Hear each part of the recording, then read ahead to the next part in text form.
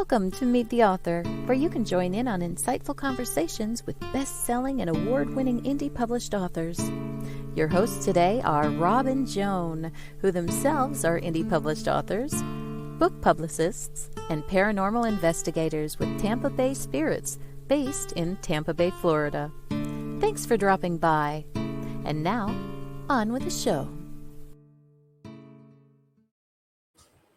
Hi, I'm Rob. And I'm Joan. We're glad that you're here. Welcome. Whether you're just listening or you're watching our live broadcast, we're happy to have you here. We do have a little bit of news for you. We now have a store, and you can find it at indiebooksource.com and select the store tab. And you can find things like this really cool t-shirt that says Meet the Author podcast and other author and reading type reading-oriented material. Yes. Products, yeah. Exactly. Yeah. So I also wanted to say, remember always to like, share, follow, and comment. We love your comments and love to hear from you. Well, we've got a comment already. Oh my gosh. Paul, hey, hello. Paul, glad to see you. MIA for a week a little or so. while. Good to see you. Your ears should have been burning yesterday, Paul. Hey, Joe. Joe Conjal, how are Joe you doing? Conjal, we said your name right. Got it right. So sorry. For years, we've been calling him the wrong name. Oh, George just mutes. And George, welcome. Hi, George. You're here. You think you are, and you are. Now, those of you that don't know, George was right at ground zero of Nicholas. So hope you're really doing well. Got the buckets out, bailing out and everything. Yeah. Hi, Gina. We're glad to have you here. Gina, welcome. I'm glad that you're in the audience and commenting. It's awesome to see you here. Oh, we've got an awesome show tonight. Yeah, we do. We should get our second author is, on the second half, is author MARC YOUNGQUIST. And he's written a really awesome book about military, 143rd in Iraq. And he's also written some crime novels. So hang in there. We'll have book giveaways in both half hours. Now, we've enjoyed all we can stand. I hope you're talking about the storm and not the show. Right, George? Okay. I bet. Well, I did want to say one thing about Mark, okay? Mm-hmm. Besides having a fabulous military career and having written good mystery books and a great military book, Mark has a little bit of a lag. So be patient when he's on, because we might have a little lag between questions and answers. And and so just wait a second, give him a minute, and just pretend that we're on, a major television station and there's a lag. We do want to clarify that the lag is a communication technical thing. It's not him. No. Okay. Oh my gosh. Oh my gosh. Good morning, Robert. Down Under has piped up. Good morning, Robert. Hi, Robert. We're always glad to see you here. And George says, yes, it was Nicholas that he enjoyed all he could. Yeah, there you go. Yeah, he was at ground zero when it hit. Without much ado, let's welcome Maureen Morrissey. Maureen, welcome aboard. Hi, thanks so much for inviting me to join you. I'm very excited to be here. We're very excited to have you. Great to have you. We're so happy that you were able to come here. I want to right away bring up your book here. And now it won't show. This is crazy. Okay. It's flashing. Technical difficulties here. Oh, this is great. There it is. Jeez. Had to be woven into the situation here. Oh, very quick. Very good. 6 stories, one epic journey. And is that you in the picture? It is not. A lot of people have asked me that. I actually chose that photograph because it could have been mistaken for me or one of my daughters. So no, it's not. But I wish it was. Where she is, it looks so beautiful. Yeah, it does, doesn't it? Kind of almost looks like the Appalachians, Smoky Mountains, maybe. Yeah. I don't know. it could be. It could be anywhere. You want to tell us? That's kind of the idea. Yeah. There you go. Oh, hold on a second. We have a number of comments here. Oh, Paul Hollis would like to say hello, Maureen.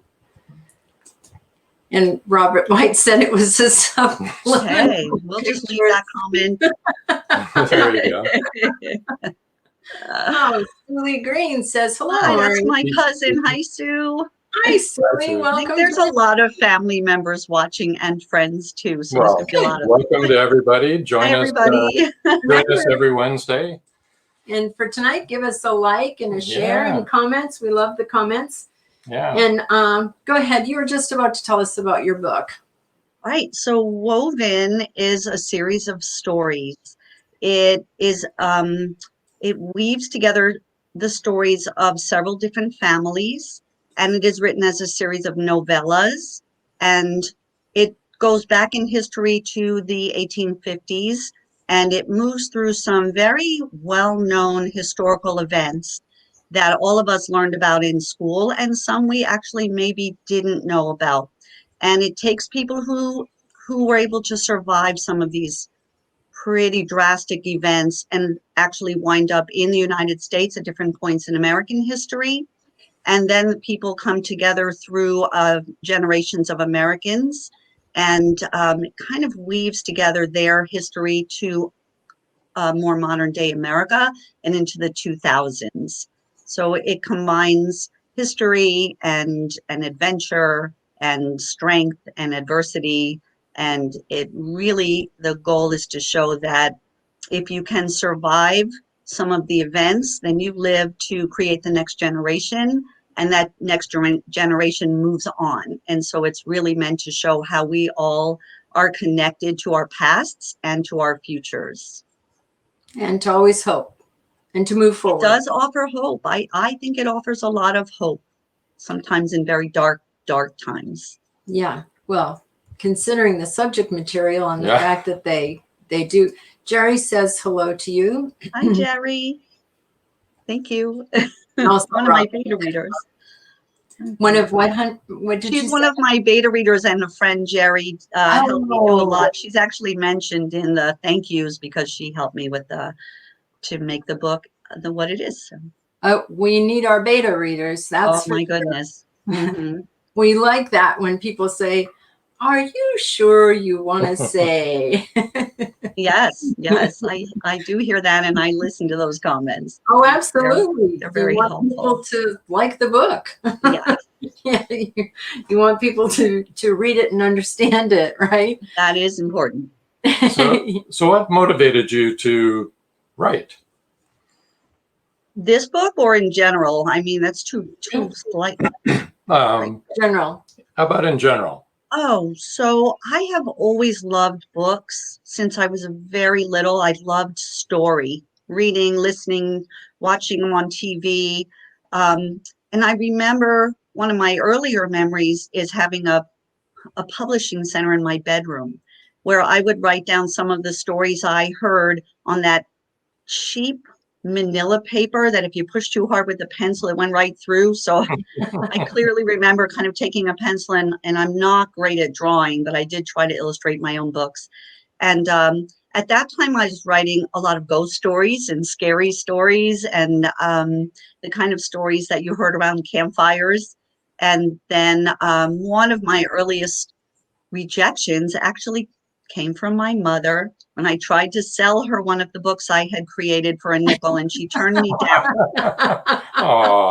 But she was. But it didn't stop me, and now she is so proud of my book. She tells everyone about it, and is looking forward to the next one. She's read it 4 times, so she's more than made up for that little rejection, but it did motivate me to keep trying. I hope she gave you more than 4 nickels this time, right? She did. Okay, good.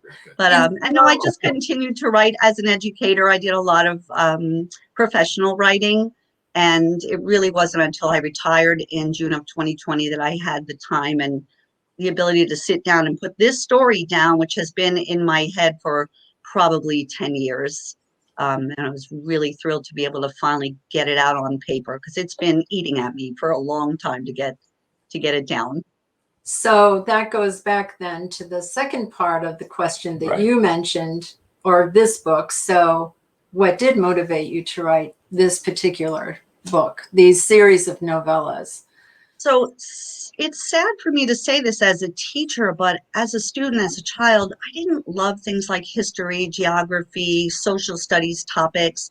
I never felt connected to those things in school. A lot of names and dates to remember and facts to spit back on tests, but I never felt connected until I became much older. And then I started to see, it was actually once I had children of my own.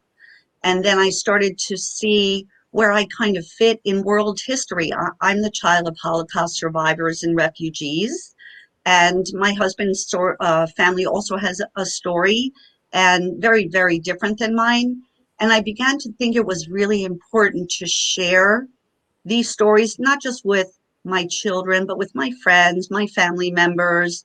And then as I started talking to other people, I realized it was an important story for everyone to read. The idea is that you become familiar with the effects that these events we learned about in school had on people, because history really is more than just facts. I mean, obviously we know a lot more now than we did even 20 or 30 years ago, or even than a year ago. But history to me has become story, the story of the people who were affected by all the events that happened in the world, some of which we know and some of which we don't. And so I wanted to write Woven because I wanted to share our family story. But I thought originally about doing it as a memoir. And then I realized I really did not have enough details to write it as a complete memoir. And so I did a lot of research. I read a lot of books. About the events in history that are in the book and kind of pulled together some characters that experienced these events. And some of the stories are family stories in there. People who know me recognize some of those stories and say, you know, wow, I remember hearing the story. Some people lived through those stories, but a lot of them are also creative license based on research. And I just felt that it was important to put it together. And I wasn't sure, because you mentioned the 6 novellas, why it had that format. I'd had a discussion with one of my kids actually about how I could write the book. And it did not feel like the kind of book that would be chronological in the sense of a traditional, maybe commercial type of fiction that had a beginning, middle, and end. And it felt to me like people's stories. So I decided to write them as 6 separate novellas that I really feel like you could read each one separately or out of order. But if you do read cover to cover, they weave together eventually chronologically. It's a little work on the part of the reader to figure out how these people fit together until the end or towards the end. But I just felt that since I wanted it to be showing history as people's stories, that it was important to use that format to write it as stories. Oh, I think that's brilliant, because that is what history is. People's Right. stories, and you, when you're living history, it's your story. You don't have all the other stories. So that's the way you're Right, presenting your right. book. I think it's brilliant. Right. Thank you. And you know, I also think, do we ever really know, even if you do hear family stories, because in our parents' generations, a lot of families did not talk about some of the traumatic events. If they served in a war, they didn't talk about it. And so how much do we really know, and what can really explain some of the behaviors that you experienced through your parents and grandparents? And you I felt that I wanted to share some of those with my own children and grandchildren, and on through generations. So I thought it was important to share those. Well, right now, would you like to talk about the book giveaway that you're doing tonight? And then we can Oh, talk about sure. one that you're doing on Facebook. Yeah, so I'm new to publishing, to indie publishing specifically. I had done some publishing as a professional through lots of different companies that publish professional literature, and it's a lot easier because they basically come to you. But Yeah. when you are trying to publish a book, um, it's become quite difficult. So I decided to do the indie route. So I have learned way more than I ever thought I wanted to about the whole process of actually publishing and then marketing a book. So the whole book giveaway just came up, and you'll know this because you guided me through it about 2 days ago when you asked me if I was going to do that. And I'm saying, I don't even know what that is and how that works. And so I did some research, you helped me. And so what I'm going to do is follow the format that a lot of your other authors have done, which is to give away 3 copies of the ebooks to the first 3 people who email me at the address that should be up on the, It is. the little But thing, but it's mobility61@yahoo.com. But I'm also starting on Facebook a contest that will end on October 1st. And that will be randomly chosen, like a lottery, for 3 people who can answer a trivia question. And the answer is found on my Amazon author page. So There you go. should I say the trivia question, or should we let them look for it? It's up to you. Give them a heads up because Yeah. they're listening to your story. So Yeah. we'll give you guys a little heads up in case you don't Okay. win one of the copies tonight. There Yeah. you go. We'll Sheet give as a them a- reward for being here. That's right. The trivia question is to name one of the things that I enjoy doing in my spare time. There you And go. those words are in the description on the Amazon page, and I believe on your website as well. Thinking There. indiebooksource.com. Yep. Yep. Yes. Maureen is now on indiebooksource.com, so you Right. can find her there and on her Amazon Just joined page. us recently, so But I do want to also tell you where else you can find Maureen. Her website is Maureen Morrissey authorsite.wordpress.com. So that's MAUREEN MORRISSEYS AUTHORSITE dot, and then wordpress.com. I'm sure I'm sorry, that's a lot of letters. But the reason that we read that out is for those people that will be listening to this as just an audio. it's a very nice website, by the way. Linda So, Moore says, well done, Maureen. My comadre. And did you see Janine? Oh my goodness, everybody's here. yeah, it's great getting support, isn't it? It's amazing. Yeah, I know it's difficult to watch what everybody's saying when you're trying to talk. So Maureen's Facebook is Maureen Morrissey's author page and then a long number 100453655228193. But I'm pretty sure if you just check Maureen If you Morrissey's search author Maureen page, Morrissey, you'll get there. there's a couple, I think, but you'll find her. And on Twitter, you can find her at Mobility61, MOBILITY 61. On Instagram, Reading Writing Life, READINGWRITINGLIFE. And we got the email on the card there. Yeah. And that email again is mobility61@yahoo.com. And that's where you need to send your text to win one of her ebooks, one of the 3 ebooks she's giving away tonight. Whew, that's a lot, don't you think so? And I appreciate it. Get the word out. If anybody has any questions for Maureen, now would be a good time to go ahead and pop them up on the screen. I just wanted to show this pretty cover one more Oh, time. it's beautiful. It's very nice. And that's what you're looking for. Can I read just a poem from the book that's not very long that might tie a lot of things together? Absolutely. Absolutely. Would enjoy that. Yep, I think everyone would like that.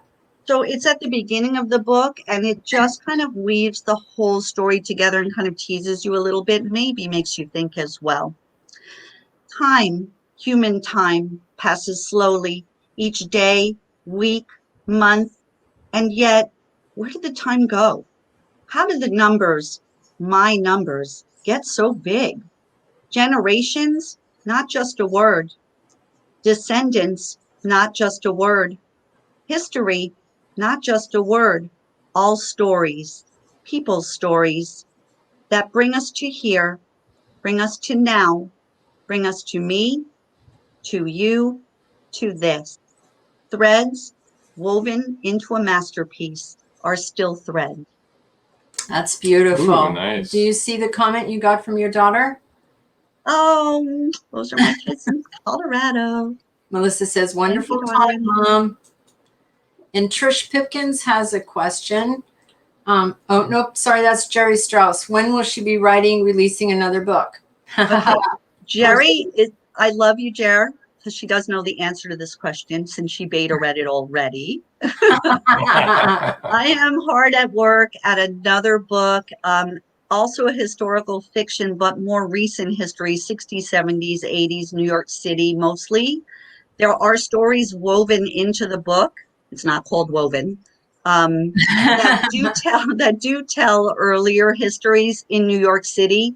And the book will probably be out early spring. One of the things I learned through publishing is there is a better time to publish books.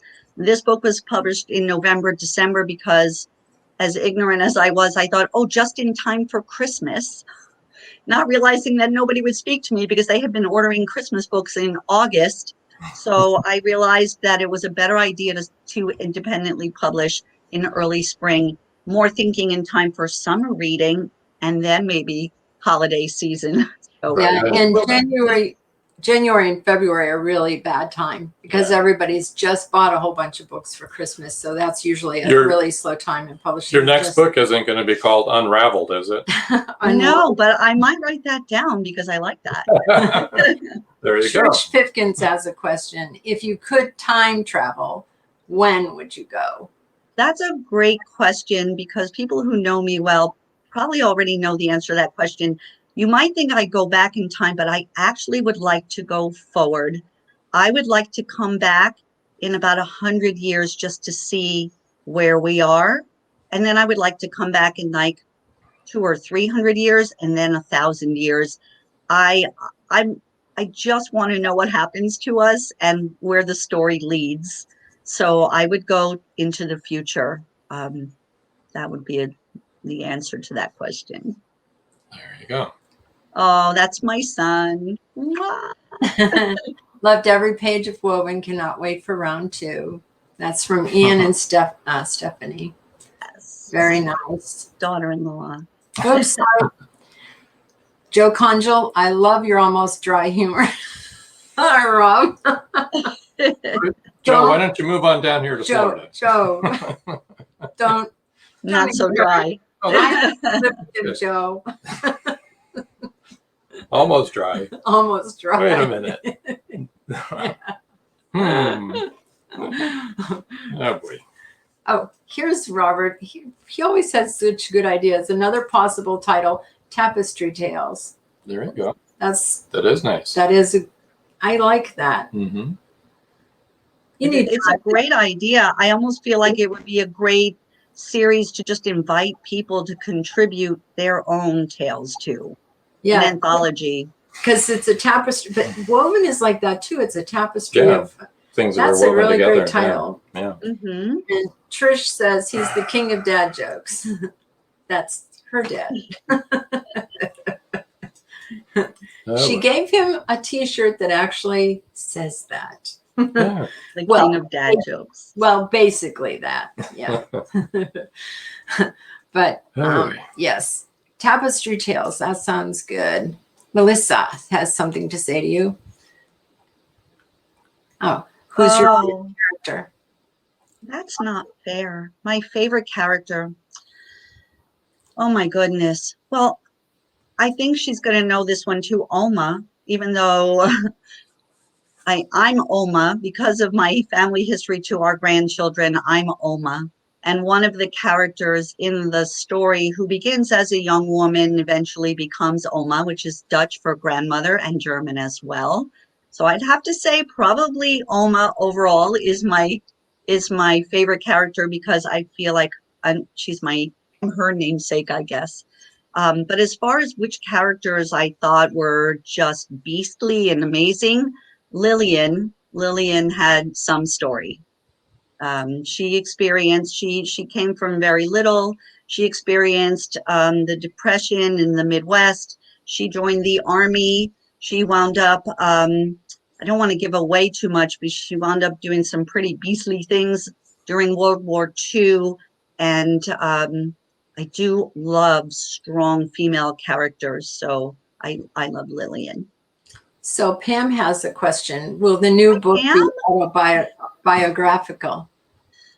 So I think all writers' books have some of their own stories in. So the new book definitely does. And Pam will talk. I'll tell you which ones in case you really want to know, because I did want to know. Job had to get his 2 cents in. Well, I guess the humor might be the only thing dry where you are. That's true. It's Quite been pretty true. wet. 60% chance of rain the last 2 weeks and still going on every day. Yeah, welcome to sunny Florida. And who is Melissa's favorite character? She said you know who Cruz is. I think maybe Hannah and Lena. The story of Hannah and Lena, which made her laugh so loud that her husband came running to see if she was okay. I'm gonna think it was probably Hannah and Lena's interactions that she's thinking of. Hannah. We got a winner. Oh. Well, that's awesome. That's really great. Well, I really like the idea of that book and the way that you wrote it. It's a different way to do it. And it took some thinking on your part. So there was a lot of I used Word to write it. I used to be one of the people, and I still have notebooks and pads of things. I was more into the pencil and paper organic kind of writing.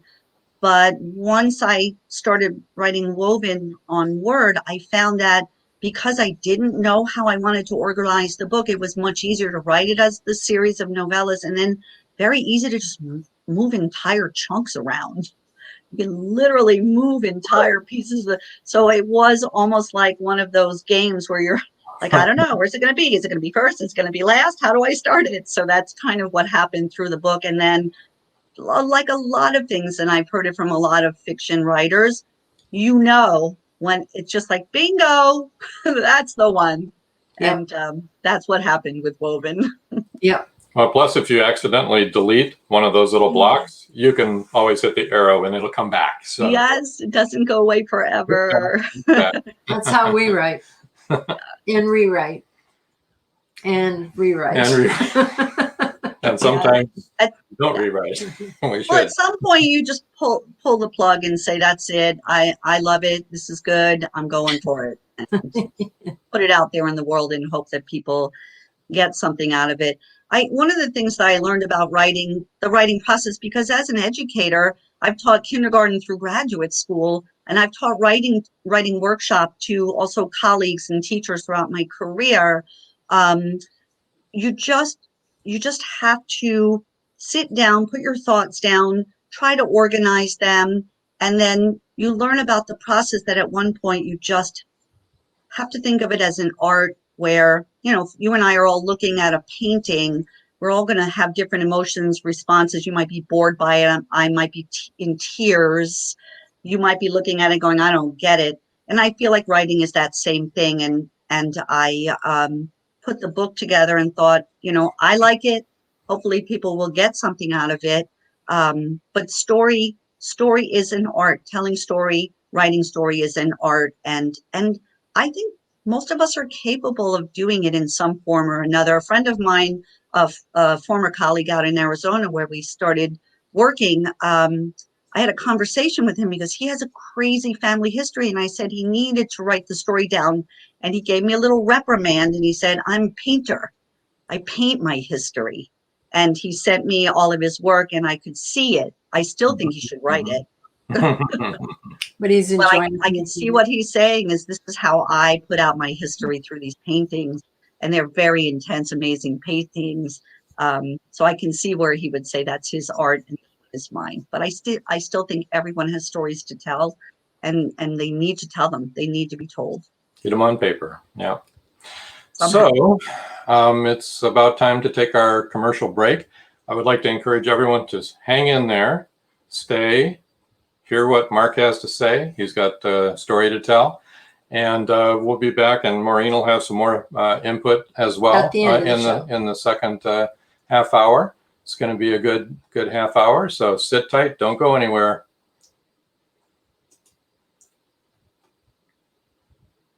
A batch of experimental missiles is hijacked by a group with military training. Duncan Pride, an agent of the Ministry of Intelligence, is tasked with the recovery of them before they can be used. Nathan Jericho, an ex-Special Forces soldier, now running the Independent Criminal Executive, has them and intends to use them. Pride has to work with a beautiful coalition intelligence agent, Jasmine Fields, trying to learn what Jericho's motives are and avert a disaster of catastrophic proportions. Lone Operator is full of political intrigue as shadowy figures behind the curtain of civilization pull strings in Machiavellian plans. Action and adventure rich in texture with complex characters and a hero like no other make Lone Operator a thrilling entry in a new series that will grab you by the throat and leave you wanting for more.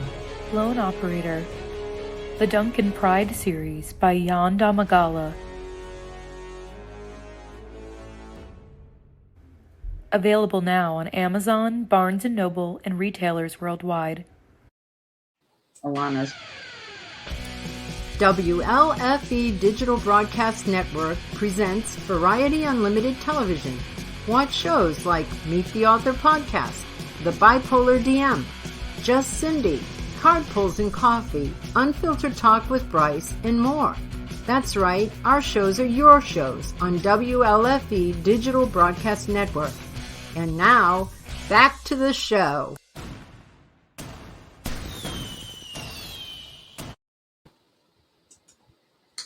Welcome, Mark. Can you hear us? Hello, Mark. Can you hear us? Oh boy.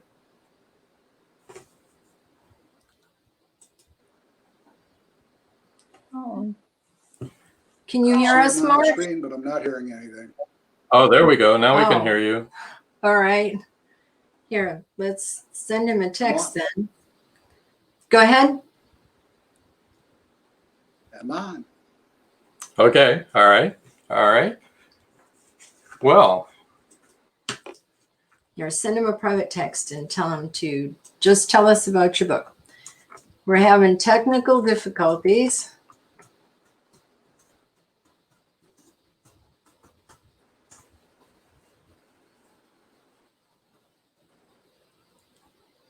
Did you get that text? There it is.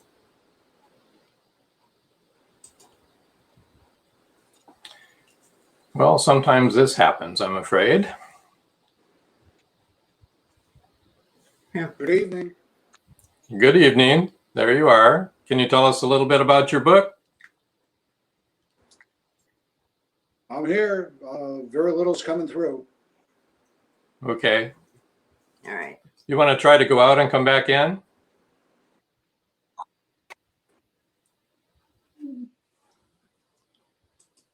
Robert said you did warn about the lag, but this is worse than the This is lag that we were having. worse than we had Am before. I in? You're not hearing anything. Well, here's a comment from George. How about a book called My Five Wives? Each wife could be a novella, except for number 3. That's a 2-volume saga. Escape is the happy ending. I'm so glad that I'm giving people ideas. I can't wait to read these books. Oh, George has a book that's being made into a movie called Siren Song, and plus he has. Repeat that. Here. Only getting broken transmissions. Okay. Book. Can you talk about it?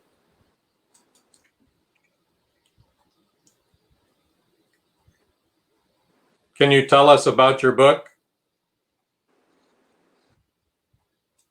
Plus, I don't think we sent him a. Sure. Okay. National Guard Company. Oh, this is bad lag. This is not working. Yeah. And starts in '91 when the unit returned from Operation Desert Storm, and then concludes around 2010 or so, return in the aftermath. When I, in 2000, I would run into people who knew people in the unit. These were family, these were friends, these were coworkers, these were employers. And I would relate to those people a story about those individual soldiers, and nobody had heard any bravery of sacrifice, and at school. I have an idea. We'll One ask. incident I talked about, a very bad night, October of 2000, of October 26, 2003, where 4 soldiers from our unit were awarded a Medal of Valor for rescuing 3 wounded soldiers under fire.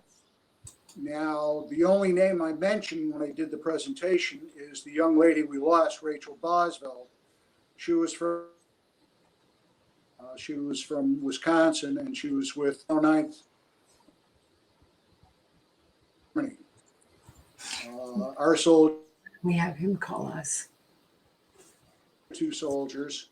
Yeah, but Rachel. Mark, After I do the why don't you- presentation at the school, and a friend was over there, and maybe you know, and I'm thinking, okay, 165,000 soldiers on my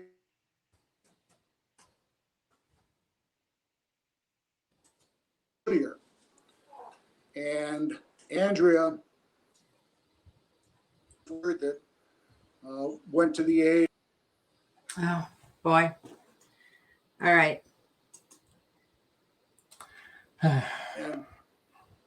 and never heard the story, and she didn't know about that. And this was her best friend, together, vacation, and she didn't know about that. And so I said, well, did you know the next? Andrea went back out with her, and Super IED, they tried to take down her police station and wounded 2 of her soldiers from her squad. And she goes, I didn't know that either. That kind of got me to a point in the book. I had to tell this story. I had to, educate people about. And another point that came is just how important the National Guard and the reserves have been. The Connecticut National Guard has over 20% of its guardsmen this year. We had a battalion, 500 people on the Horn of Africa, and we've just sent out a medical support unit to go in Poland. And most people don't know. I tell this with the Veterans Administration, which 7-year process eventually, but it took 7 years.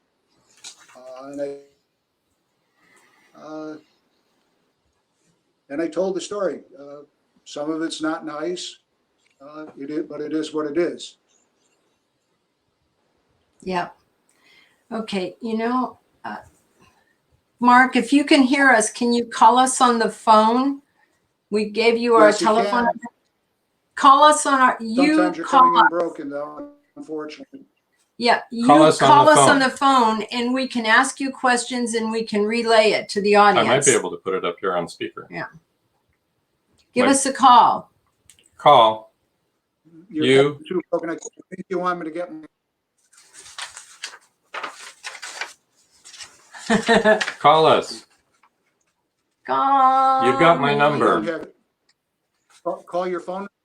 Yes. Yeah. Stay on the picture. Okay. Okay, we might have a resolve to this. Yeah. Thanks, Joe. We sent him a private message twice.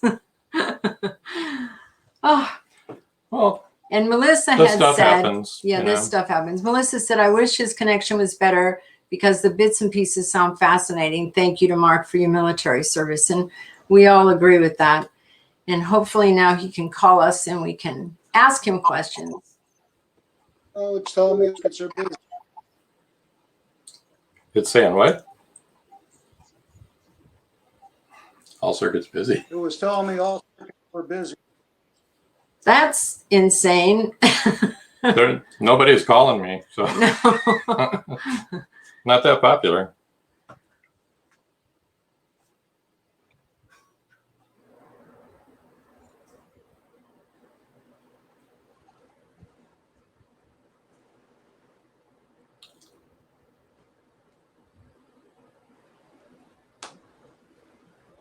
Not It's working. busy.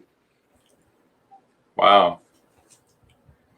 I'm not sure what that is. No, I'm not Hi, either. it's Elena. Not great. Just saying hi. Hi, Elena. Well, I think the best thing to do is try and get Mark with a different at a different time. Another Yeah. shot. He's going to give us another shot. Murphy's Law rules. That's the truth, George. Here he comes. Here he is. Woo! Hello. Hello? All right, I'm going to mute him on here. No, just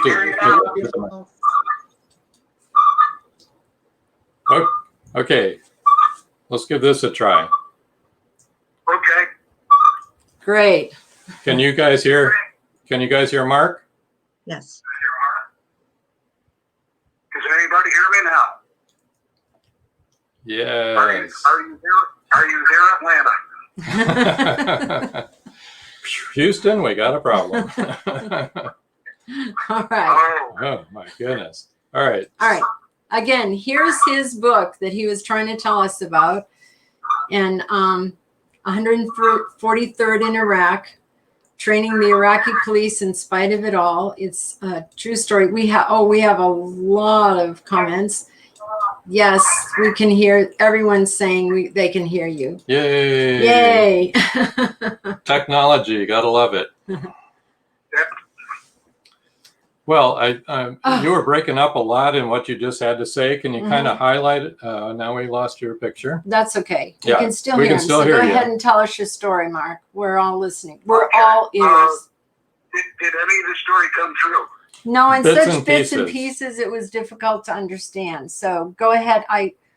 Go ahead. Just start from the beginning.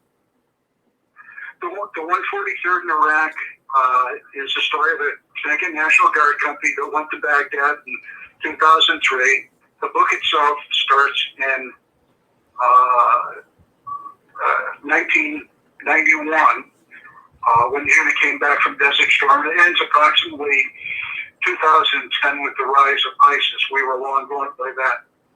And when we got back, I would run into people who knew members of the unit, and I tell them the story about that soldier or about their squad or their platoon.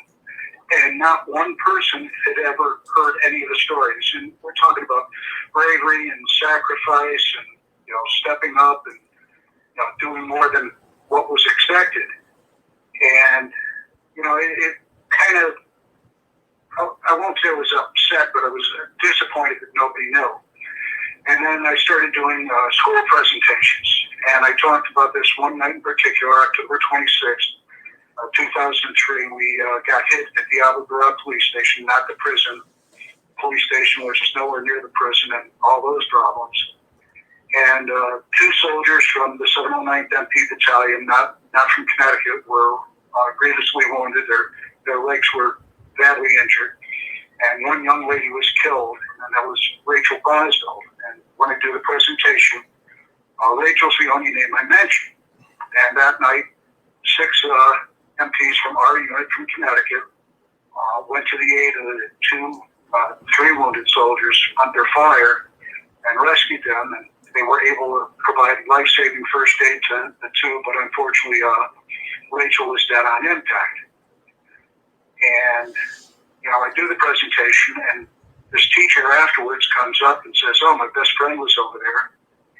And, we go out to dinner together, our kids play together, we go on vacation together, maybe you know her. And I'm thinking, okay, 165,000 in our deployment, of course I'm going to know this one person. And it turns out to be Andrea Cloutier. And she says the name. I said, "Well, remember I told you 6 MPs from Connecticut, were awarded a medal for bravery for rescuing those wounded soldiers under fire?" And she goes, "Oh, yeah." I go, "Well, Andrea was one of them." She goes, "I didn't know that." I said, "Did she tell you that the very next morning when she was manning a police station at, that was the Cadre police station, and a suicide bomber with a vehicle loaded with explosives tried to take the police station down, and she was there and 2 of her soldiers were wounded?" She didn't know that either. So that motivated me to tell the story of the unit. Like I said, it starts in 91 when the unit came back from Desert Storm, and the build up to 9/11. The unit itself was on active duty from September 11 through Memorial Day of 2002. And then we were released from active duty. We were on airport security and other security missions. And then we were reactivated on February 7th of 2003. We went to Fort Drum, New York, where it was 38 degrees below zero in a driving snowstorm, to train up for desert warfare, and ended up in Iraq. Well, first Kuwait in April of 2003, and then May 9th of 2003, we pushed forward and went to western Baghdad, the west side of the Tigris River, and we stayed there in a few different bases for the next year. And then April of 2004, we came home.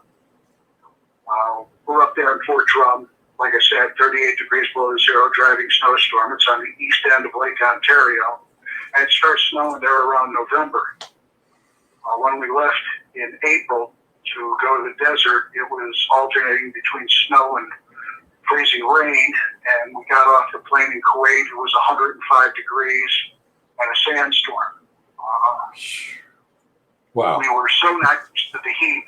People were, getting heat exhaustion, not stroke, and dropping, just unloading the duffel bags out of the plane, not really doing anything super strenuous. Fortunately, we were there in Kuwait for 3 weeks while our gear caught up to us. We flew in, but our gear came by naval transport, and we picked it up 3 weeks after we got there, which gave us time to get used to the temperatures and to the heat and the desert environment before we pushed forward into Baghdad. Our main job, once we got to Baghdad, was restoring law and order. Now, we were trying to restore law and order in Baghdad with about, it varied between, say, 12 and 16,000 soldiers. A city of approximately 6 million people, where you have the city of New York of 8 million people with 36,000 police officers. And New York doesn't have everybody having an AK-47 or an RPK light machine gun or IEDs. And we did the best we could. We started off, in the police stations by ourselves. Most of the police stations and government buildings had been stripped by the Iraqis themselves, stealing anything they get their hands on. So we were there doing everything from putting doors and windows to issuing them cars and weapons and trying to train them up and trying to train them in the American way. And they liked the whole idea, but as soon as they were on their own, they went back to operating under Saddam Hussein style law enforcement, which was not like anything we do in the United States. And we accomplished our missions. We did what was asked of us. In every case, but it's different. It was, I won't say it was difficult, it was nearly impossible to achieve what we needed to do because there was so many years or centuries of the way things are done in the Middle East that, weren't compatible with Eastern, Western style law enforcement. Right.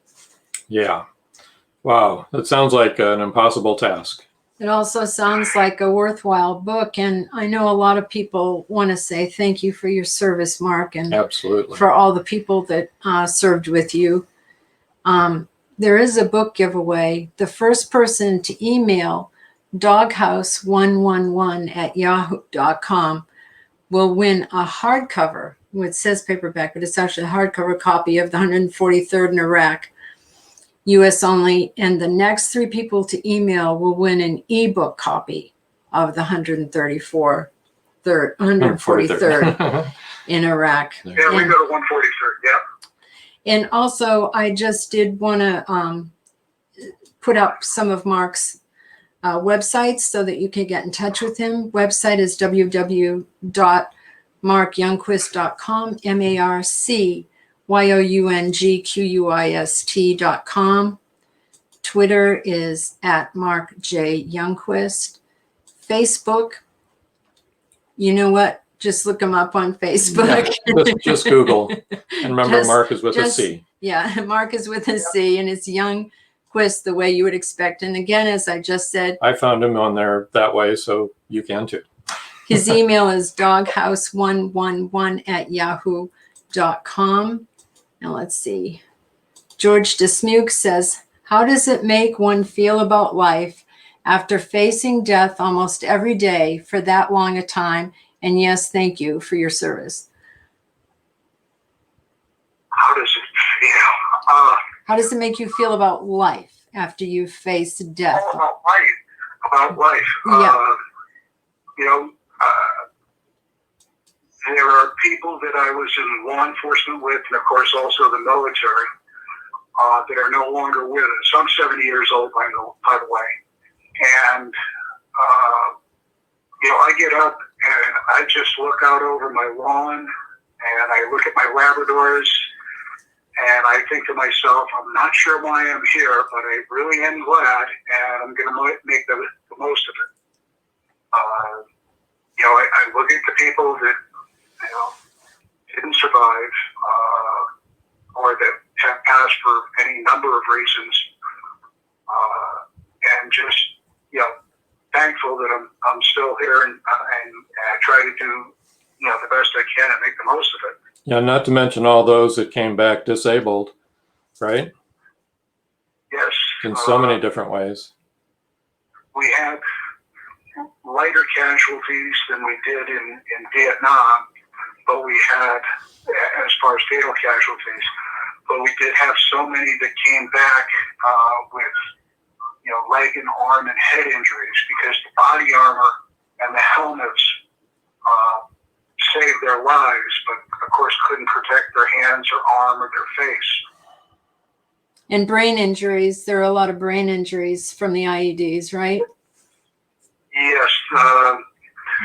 In the beginning, they tried to stand up to us, and that didn't work because, one-on-one, we just had much more firepower than they did. And they started resorting to the IEDs and the suicide bombers. And our unit suffered, I believe it was 13 wounded. But we had a much higher number that suffered severe concussion because while they didn't sustain a broken arm or a bleeding injury or something like that, they were well within the blast area and we did not understand concussion all that well. And if you had a concussion, there was no an MRI. There were no MRI machines in Iraq to evaluate whether you had a concussion or not. You had to get evacuated back to at least Germany to be evaluated for a concussion. And back then, it was one of those things, it just wasn't done. Like I said, we didn't understand concussions all that well. Right. So Joe Conjal says, so many over the years have given their life so we could live ours. Thank you to all who serve. And I agree. Thank you very much. Yeah. So on the lighter side, you have a couple of other books, a few other books that you've written. Would you like to talk a little bit about Maidstone? Oh, sure. After I wrote this book, somehow I got the writing bug, and one of the things writers do is they generally read a lot. And I was James Patterson books. Oh, yes. Me too. Robert B. Parker books and the Jesse Stone series. Yeah. And I just really liked him, and I saw, Tom Selleck on TV doing the Jesse Stone. Yeah. And I thought, I know a lot of similar situations to Jesse Stone, and probably not as dramatic, but I could take the thread of the stories and, jazz them up, and maybe I could write some books. So I started the Maidstone series, which is a crime novel. It's set in the western Massachusetts in the Berkshire Hills in a small town, and it's a young man returning from being a Marine and serving in Iraq and Afghanistan, and just by accident he becomes a police officer. He was trying to work his way into college, and this job came along. He paid better than the minimum wage jobs he was getting, so he took it. And somehow he just ends up in all these different situations in a very affluent town in western Mass in the Berkshires. And he is also fortunate that he meets very strong female figures. One's a Massachusetts state trooper, and then he meets an Air Force captain who is a C-130 pilot out of Westover Air Force Base. And then he teams up with a young lady from Old Lyme, Connecticut, who is a dog handler. And they run into some very interesting crimes. Most of them come from my experience or people that I know that are in law enforcement. And I take that thread and run it into a story. And so the Maidstone series, the main character stays there and the main set in the same setting. And it's things that actually do happen and have happened in small towns. Oh, that sounds really interesting. Joe Conjal says he's a big Robert B. Parker fan, Jesse Stone and Spencer. Actually, he said bug Robert B. Parker, but he meant big. He corrected that. I love James Patterson. He's probably one of my favorite writers, and Rob and I took his writing course, and we like him. Yeah, he wants it back.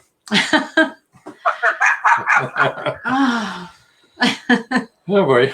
But with the Spencer for Hire and the Jesse Stone series, they're Eastern Massachusetts, Boston, and Paradise. I forget the name of the town. I think it might be Salisbury or something like that on the shore there. Yeah. And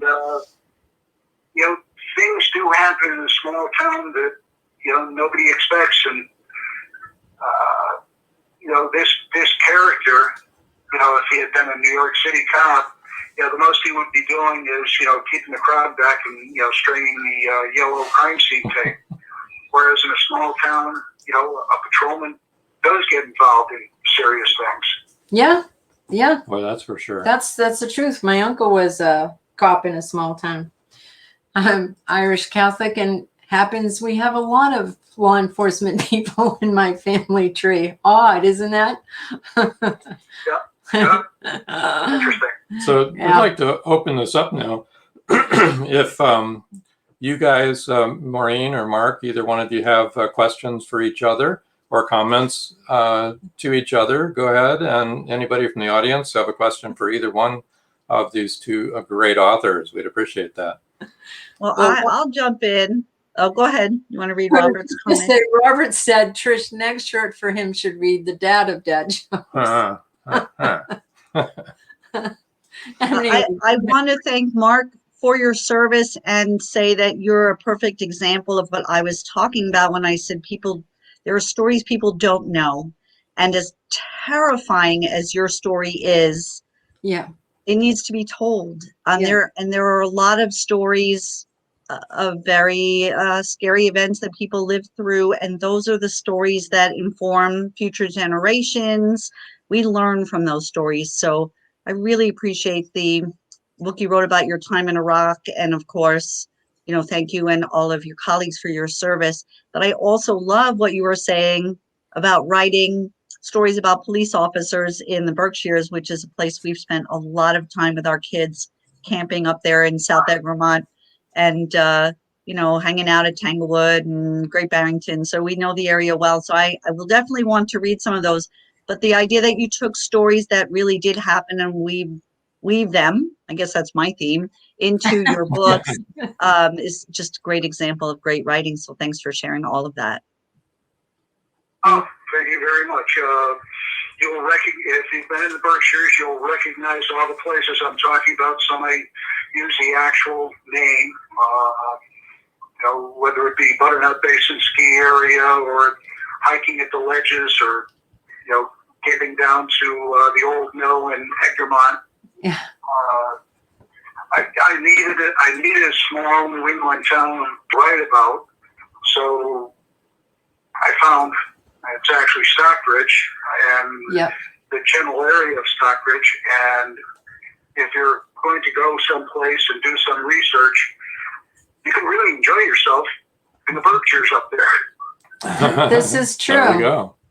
I was born and raised in Massachusetts, know the Berkshires well. Oh, good. Yep, it's really nice. And actually, that's where all of the family Leos were in Massachusetts. So all Massachusetts Irish Catholic cops, what can I tell you? Oh, yes. Who served also, by the way, and came home and became cops. Of course he did. Yeah.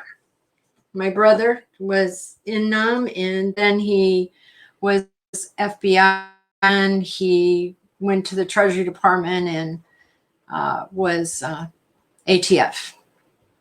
Oh. Till he's your age. It's my baby brother, believe it or not. It is. But he's also retired now. But he's not writing books. Maybe he should. Well, his son does, and is a bestseller, actually. So his son is also retired Navy pilot, and Navy. Yeah, he was a graduate of the Navy Academy, and then went to serve in Somalia and also in Afghanistan, and shock and awe, man. Yes. Yeah. 20th anniversary too. Yeah. From 9/11. That's right. So it's a good time to have you on the show, Mark. That's right. We do appreciate it. We really do. Mm-hmm. Yeah. Thank you for having me. Yeah. Whoop. Oh. Well, we lost your other connection we have your completely, phone but we've got you connection on the still on phone. here. Stay on the phone, okay? I'm here. Except for the pesky technical issues, Joe says. Terrific conversation and a great show. Thank you, Maureen and Mark. That's from Joe Conjure. Yeah, it has been a really awesome show. I thank you both. Yes, it has been. And it has been, sometimes you have to overcome some circumstances. It kind of underscores the Woven book, right? And the Iraq book. Got to overcome all these obstacles in order to come out. Of course, we came out a little bit better than some people do. Why don't you I'm going both? to have to upgrade my technology, apparently. That's okay, no problem. Trish says, great show for sure. Thank you both. I'd like you to Thank stay on the phone, Mark, and Right. also Maureen. Don't leave us even when we end the broadcast. We want to talk to you a little bit. Paul Hollis says, great guests and another awesome show. Thanks. Thank you, Paul. It was a great Thank you. show. So I'm going to move, Maureen, I'm going to move you over To the side. that way. There you go. Yeah. I hope that didn't hurt. Sometimes Actually, it hurts people's necks when I do that. But, so, Don't leave us, you guys. Right, There's you going to guys be hang in some commercials and all kinds of stuff, but hang in there. yeah. Maureen and Mark, I want to Um, chat with you a little bit. Do you have anything you want to add in here? Or? No, just Okay. again, like, share, All right. follow, comment. Next. And Go ahead. I should say, following us is Inside the Drag Closet. I don't know why I have to read that every time because Either. It's the same it's thing the every same week. show always follows That's us. Be sure to drop by our store. It's new, and Yeah. if you have any comments about it, anything you'd like to see, if you see we're doing something wrong, let us know. If you don't like what we're doing, okay. And then Chanel. Hi, Chanel. Hi, Chanel. She's been listening on the ride home. Oh, cool. That's so great, Chanel. We always love it when you're in the audience. Right. We have a really good show next week as well. Mhm. We have two really good authors. Abigail Keem. She's a mystery romance fantasy writer. And I think I counted up that she has, 17 books. I think it's in the teens, though, mid-teens. And also author Laureen Descourt, and she writes mainly poetry. And she's a fairly new author, so that should be interesting. Then on the week after that, we're going to be leaving and going on a trip for a couple of weeks. We have pre-recorded a couple of episodes. They're new episodes, so show up and watch them same time as usual. The first one is an author from Finland, PJ Mann, and that was a really, really good show. Yeah, because she's Italian and she lives in Finland. And she's traveled all over the world, and that is reflected in her books. And if we hadn't pre-recorded her, we could never have had her on the show because of her work schedule and the fact like of the 7 time hours change. difference, and it's always the middle of the night when we're on live. Though Jan Domagala was watching us tonight, He was and may still be. I bless don't know him. whether he's gone to bed all by the now. way from England. So that'll be on the 29th. That's the live show on the 29th. And then on the 6th of October, we'll also be gone. And we pre-recorded a new episode with Caleb and Linda Pirtle. And those of you that know Caleb and Linda know that that is going to be a good show. And the rest of October looks pretty good. So Yeah. you all want to join us then. We'll look forward to it. And I guess, let's see. Can I just say thank you to everybody for tuning in? I really appreciate all the support, people who I know and love and people who I don't yet know and love. So thank you again. And thank you to you both as well. We appreciate their You're very support welcome. also. That was great. Trish says she loves Caleb and Linda. Jan says Jan, he's you're still there. We love Jan. Good morning. How We are have you to doing? have him on our show again. George says he enjoyed meeting both of you. And Trish says you're welcome, Maureen. Yeah. Oh, did I say she also loves Caleb and Linda? Yeah, I do too. We love Caleb and Linda. Caleb's written over 80 books. 80 books. That's a lot of books. Yeah, it is. And they're not short. No. So I think what we better do is end this. And Thank you, everybody. thank you, everybody. Remember, don't hang up, you guys. Stay with us. Our two authors. Okay. So The until rest, oh, wait a minute. One more comment. Jan would love to come Yeah, back. we'd like to have you and your partner. We'll have to figure that out, Jan. Okay. Until next time. That's all, folks. Thank you for joining us here on Meet the Author. Make sure you stay up to date with our show by clicking like, follow, and share. And you can find us on Spotify, iTunes, and more. See you next time on WLFE-DV.com.